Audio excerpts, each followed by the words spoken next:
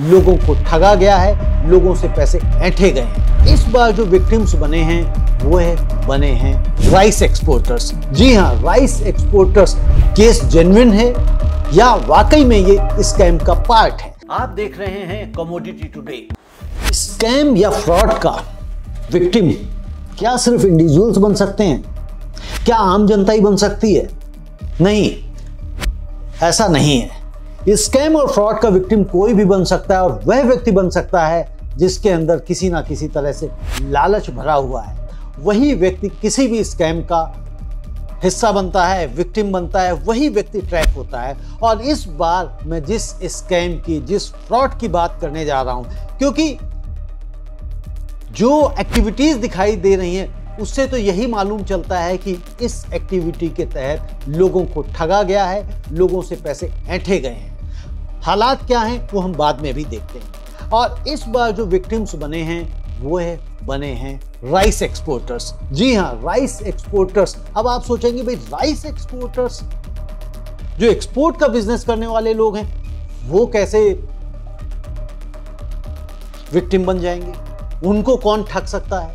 वो तो बड़े पढ़े लिखे होते हैं, वो तो बड़े जानकार होते हैं, वो तो बड़े सारे प्रोसीजर से गुजरते हैं, तो उनको तो ठगना असंभव है। ऐसा नहीं है। आप किसी को भी ठग सकते हैं। जिस व्यक्ति के अंदर, मैंने कहा ना, जरा सा भी लालच होगा, वह व्यक्ति ट्रैप हो सकता है। बशर्ते आपको वो चीज, वो लालच ढूंढना है उस व्यक्ति के अंदर कौन सा है और उसको कैसे ट्रैप किया जा सकता है। और यह काम किया एक कर्नाटक की कंपनी ने, जिसका नाम है PWIP food tech private limited.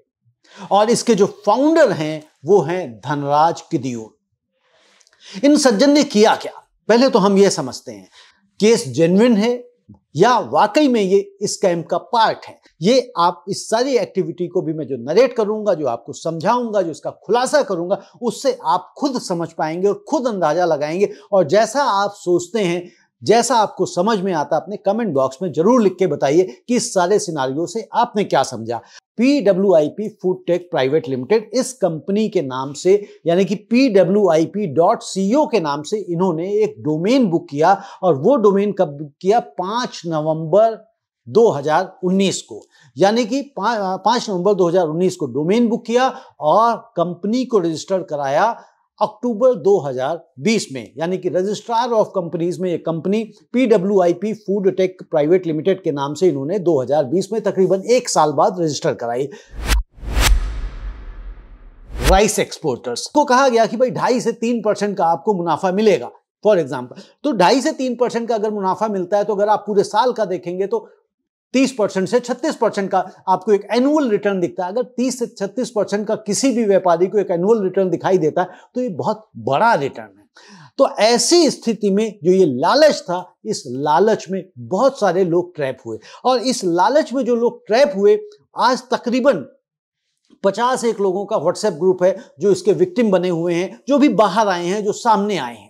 और इसके अलावा लिंक्डइन पे अगर आप देखेंगे तो लिंक्डइन पे भी लोग अपनी अपनी बेचारे व्यथा सुना रहे हैं। अब लेकिन व्यथा क्यों सुना रहे हैं? व्यथा इसलिए सुना रहे हैं, विक्टिम क्यों बने या फ्रॉडलेंट क्यों महसूस कर रहे हैं? क्योंकि जो कंपनी, जिस कंपनी में इन्होंने अपना सब्सक्रिप्शन अमाउंट दिया था, वो कंपनी, जिस कंपनी को इन्होंने पैसे दिए थे, क्योंकि इन्होंने, आप यहां पे ध्यान रखें, किसी भी एक्सपोर्टर ने डायरेक्ट राइस एक्सपोर्ट नहीं किया है। वो इस कंपनी के थ्रू ही चैनलाइज होना था। और इस कंपनी ने उनसे सब्सक्रिप्शन अमाउंट के साथ साथ राइस को प्रोक्योर करने के लिए और उसको भेजने के लिए भी उनसे पैसे लिए। यानी कि एक्सपोर्टर के पास सिर्फ और सिर्फ इतना ही उसके जिम्मे काम था कि वह चेक साइन कर दे या बैंक में ऑनलाइन ट्रांसफर कर दे। उसके बाद वो कंप्लीटली फ्री था। शुरू में तो ये अच्छा लगा कि भाई चलिए, हमारी कोई हेडेक नहीं, हमारी कोई सरदर्दी नहीं, ये कंपनी हमसे सब्सक्रिप्शन अमाउंट ले रही है और बहुत ही मामूली सब्सक्रिप्शन अमाउंट ले रही है, उसके बदले में सारी हेडेक यही उठा रहे हैं। यानी कि जो मेरे ओवरहेड्स थे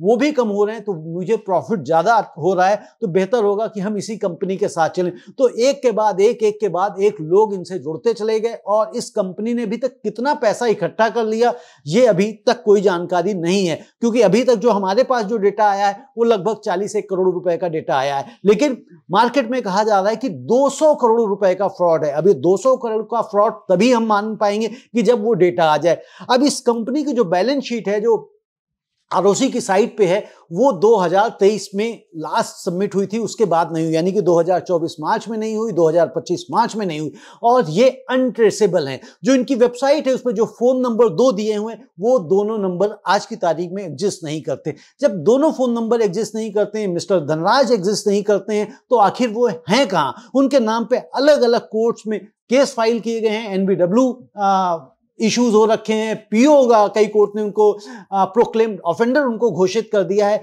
लेकिन वह सामने नहीं आ रहे हैं। तो धनराज किदियूर आखिर हैं कहां? वो पैसा लेके इतना सारा कहां भाग गए? क्या वह इस देश के अंदर ही हैं या देश से बाहर जा चुके हैं?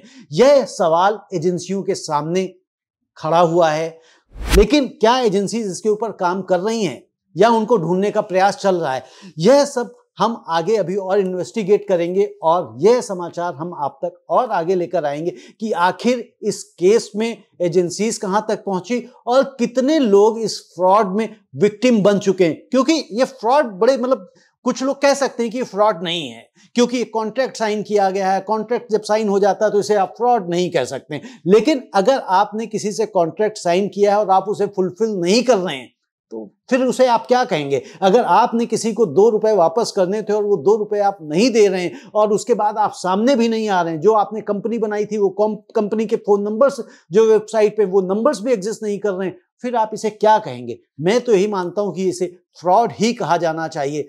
और यदि आप भी राइस एक्सपोर्टर्स हैं और किसी भी तरह से ये PWIP के विक्टिम बने हैं, तो आप कमेंट बॉक्स में अपने डिटेल्स दे सकते हैं, या ये जो हमारी ईमेल आईडी आपके सामने आ रही, इस पे अपना किस्सा, अपनी कहानी, अपना दुखड़ा हमें शेयर करिए और हम कोशिश करेंगे कि इसको हम आगे तक लेकर जाएं और आपको न्याय दिलवाएं। बहुत बहुत धन्यवाद।